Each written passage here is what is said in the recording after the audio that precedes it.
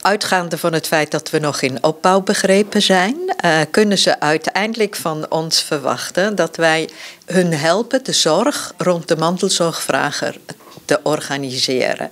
Maar we zijn er voor hun. Dat betekent, een mantelzorger krijgt ondersteuning als zijnde de spil in het zorgnet. Daarnaast gaan we lobbyen voor de belangen van de mantelzorger. En we gaan ook vanuit professionele invalshoek, maar ook gewoon puur menselijk, er zijn voor informatie. Als het gaat om grote vraagstukken, zoals bij een mantelzorgbijeenkomst volgende week, kunnen wij ook mensen organiseren die in een groep informatie geven. En het is ook heel belangrijk dat wij er zijn voor de vraagstukken die in een familie spelen. Dan gaan we een zogenaamd kringgesprek proberen te organiseren om te helpen om de zorg te coördineren.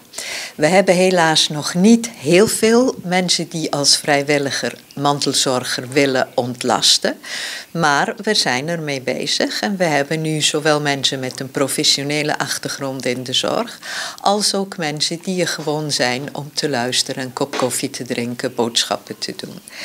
Dus dat is eigenlijk, op dit moment kunnen we dat bieden. Op den duur probeert Stichting Mantelzorg ook een steunpunt te zijn en een belangrijk onderdeel in de hele keten van de zorg te zijn. Dat betekent dat we ook veel meer gaan communiceren met de professionele organisaties.